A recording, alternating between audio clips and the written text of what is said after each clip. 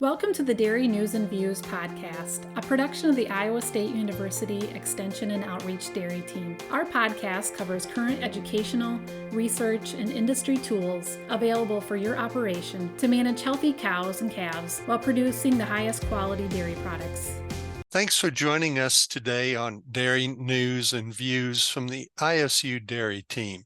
I'm Fred Hall, Northwest Iowa Dairy Field Specialist, and I'm joined today with the Northeast Iowa Dairy Field Specialist, Jen Bentley, and the Iowa Dairy Specialist located on campus, Gail Carpenter.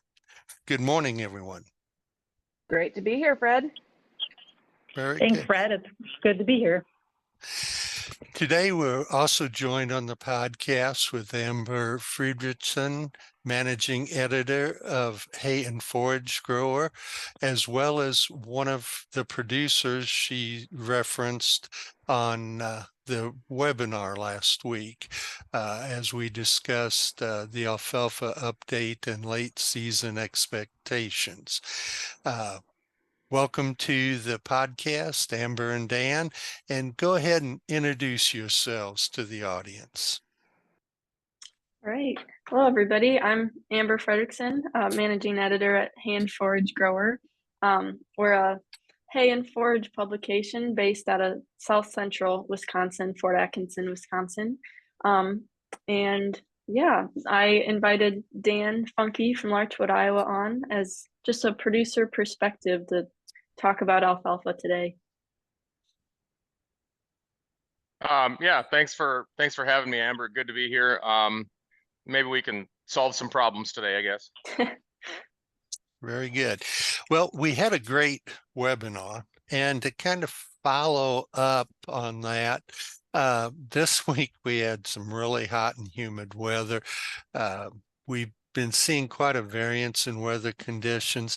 Describe what you're seeing with your travels, and Dan, since you and I kind of are neighbors in Northwest Iowa, you can tell the folks what we've experienced.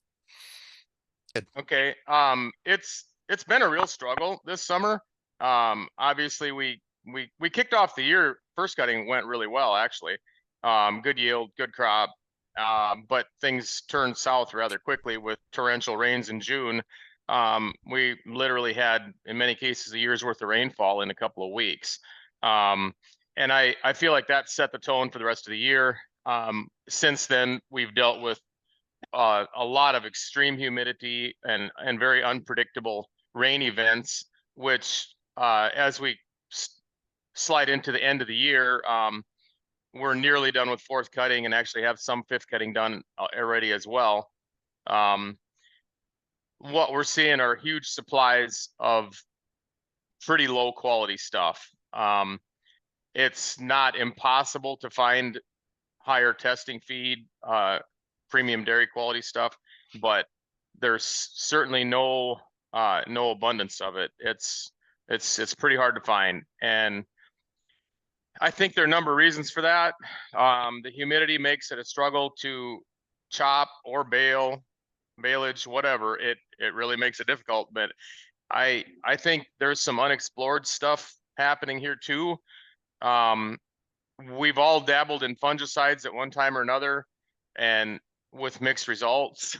I think there's obviously a fungicide, if you're familiar with the use of it and managing it in alfalfa, you got to put it on as a preventative. And it seems from what I read that the beginning of the year is the ideal time to do it. But a lot of the managing of that, it ends up getting put on when you don't need it, and then there's no result, and then you quit using it, maybe, I don't know. But this was definitely 100% the year for it. Yesterday we mowed 500 and some acres for a dairy by Rock Valley, and you get the canopy moved and put in a windrow, cut and put in a windrow, and the ground is just literally covered with leaves, just covered with leaves that have dropped off the plant. And we know, of course, that that's not great for quality, losing them before you even get them in the windrow. And So plant diseases are evident, and it's just the ideal year for that with all the humidity and moisture. You know, the ground never really dries out, and so that's our struggle here that we're working with this year. Yeah, after the last couple of years, it feels weird to complain about too much rain Yeah, it when really we're coming does. out of a drought, but it'd be nice if we could find kind of a middle ground one of these years. Well, there's no such thing as normal. Yeah. I I had a friend tell me once a few years ago when I was complaining about not having normal weather, and he said, well, you know, normal is just the average of extremes. Yeah. And if you think about that, it's really pretty accurate. Yeah. Amber, what are you seeing across the country? Yeah, I guess I'll go back. One of the first things Dan mentioned was early in the growing season, just torrential rains. And I guess that first part of June, I was in southeastern Minnesota, and that was pretty much the same story there. They were kind of getting double the amount of rainfall than what they were used to. And that was really pushing back their harvest schedules, delaying first cutting, which led to delays in second cutting.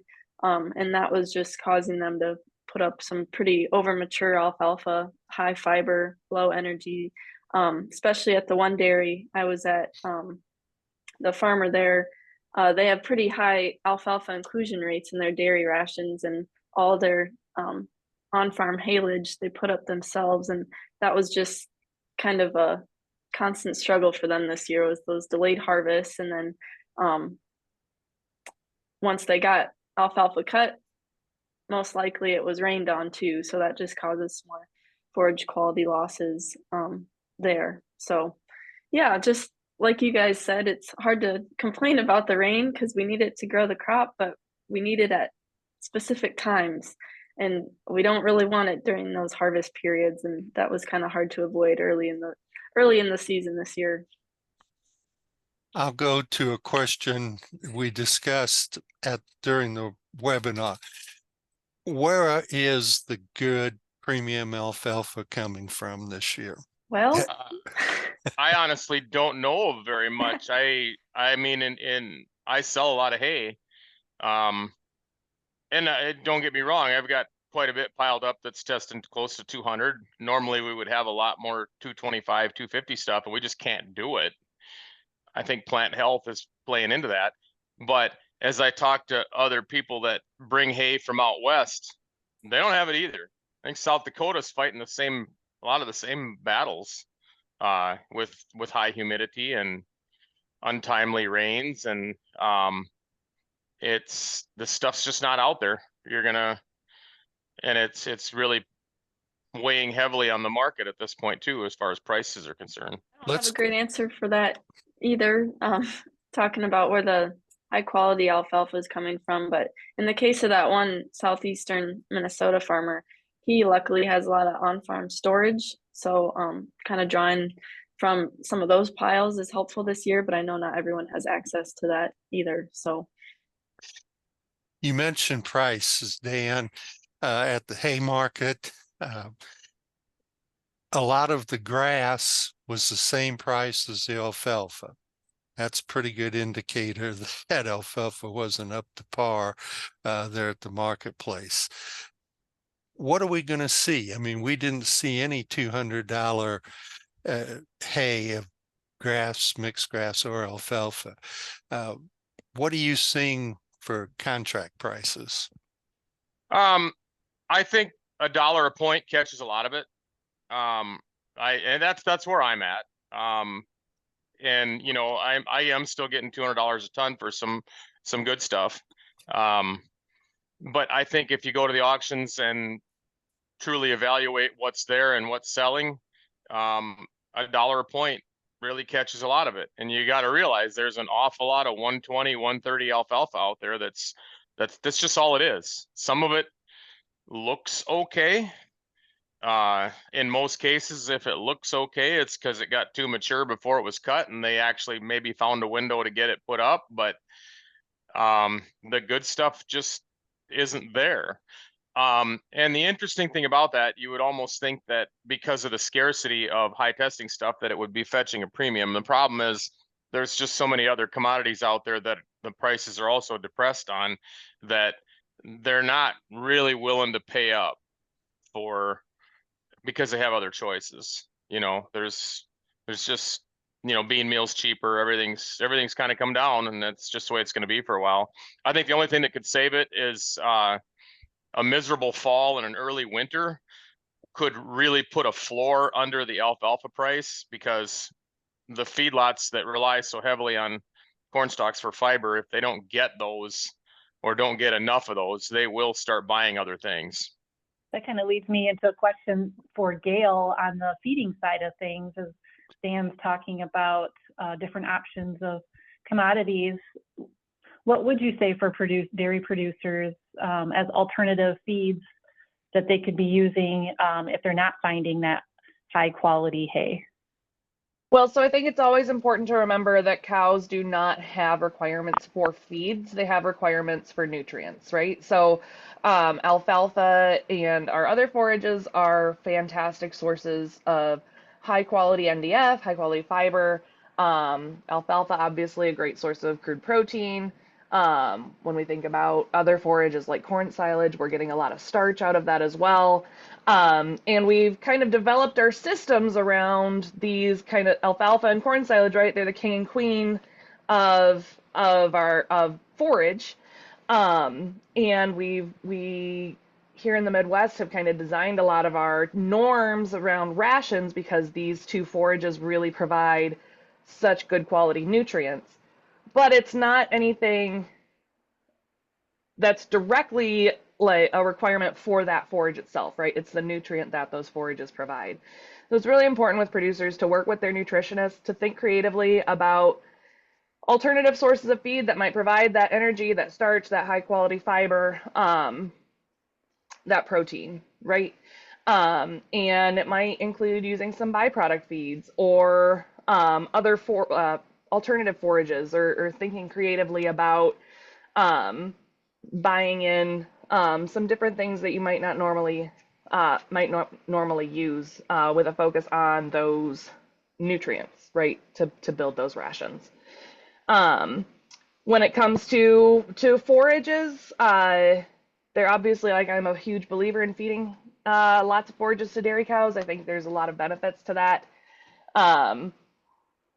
But some years it's easier than others, for sure, right? Some years that fiber is really, really good and high quality and digestible, and some years it's not. So being flexible with your goals and not holding any particular goal that you have set above the health of your cows, right? It might be some years you might have to be a little bit more flexible.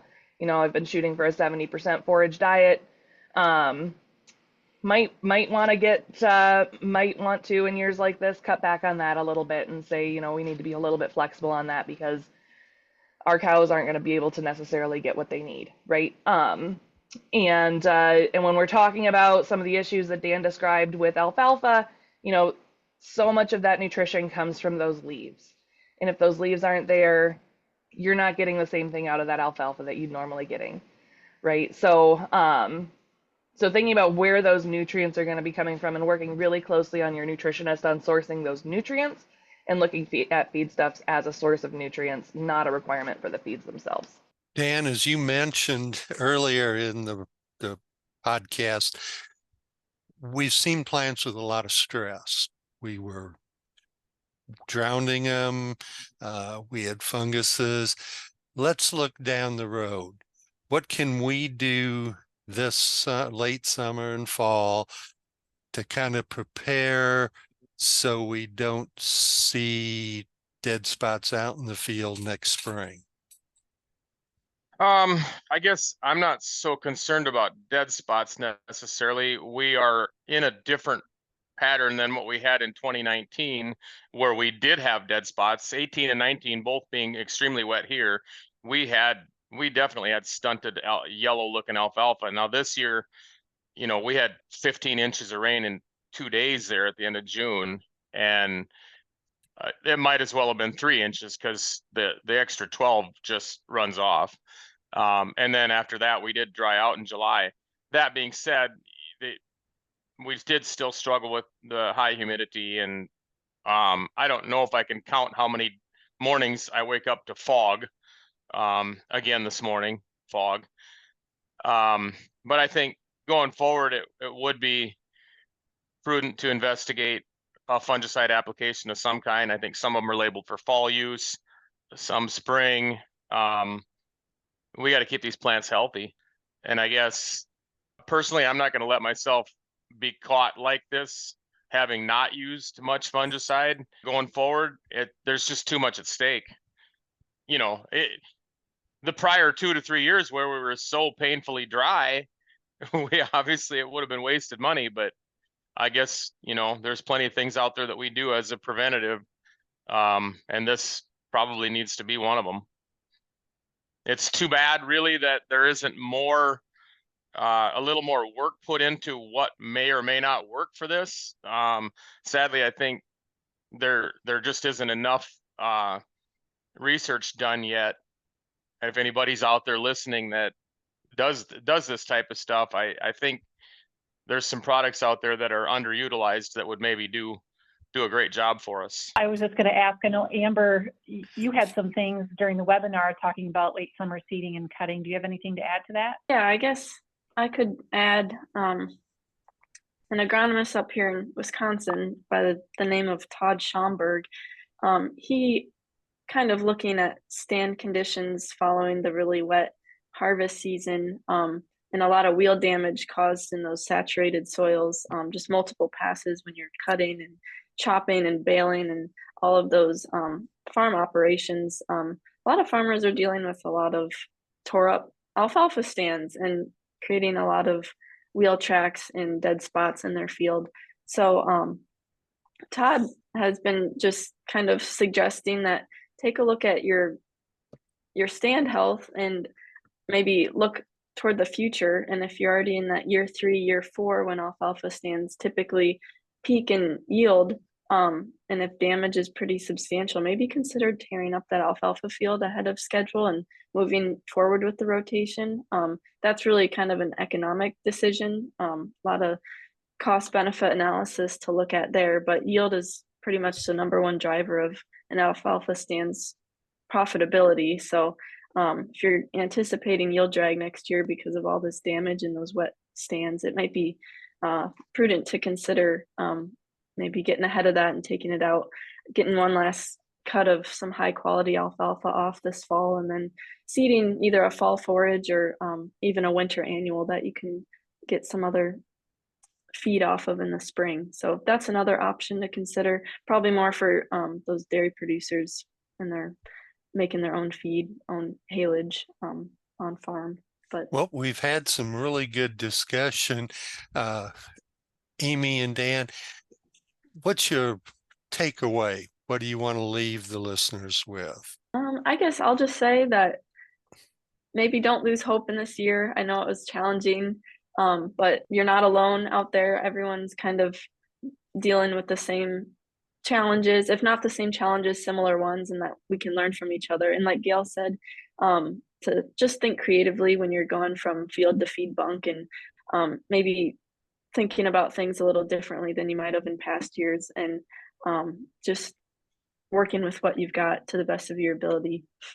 Yeah, I guess I'll just laugh a little bit. And this year's just been a really good reminder that we have a different book of rules for every year, I guess, depending on what the weather comes, what Mother Nature throws at us. The stark contrast between 23 and 24 is just a solid reminder of that you got to be flexible. It's just so different. So yeah, farming was easy, everyone would do it. I've heard that before. Yeah. But sometimes you ask yourself if it's worth the worth all the stress. But yeah, I guess everything's a roller coaster, and always has been. So you got to ride the wave, put a little away on the highs, and hope you survive the lows, I guess.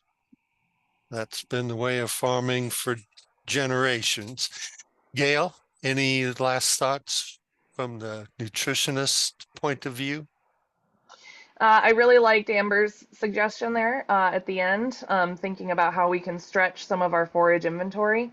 A lot of times when it comes to designing rations, the bottleneck comes down to inventory and what we have on hand. So the more we can have available, the more flexibility that gives us, and the better we're able to kind of address some of these things, some of these issues as it comes up. So yeah, work with the people at your disposal. Call extension if you need to. Work with your consultants, and don't be afraid to think outside the box. Very good. I'd like to remind listeners that this is available on our YouTube as well as on our webpage. Thank you all for joining us. Thank you, Amber and Dan, and we'll look forward to visiting with everyone in the next issue of Dairy News and Views from ISU. This institution is an equal opportunity provider. For the full non-discrimination statement or combination inquiries, go to www.extension.iastate.edu/diversity/ext.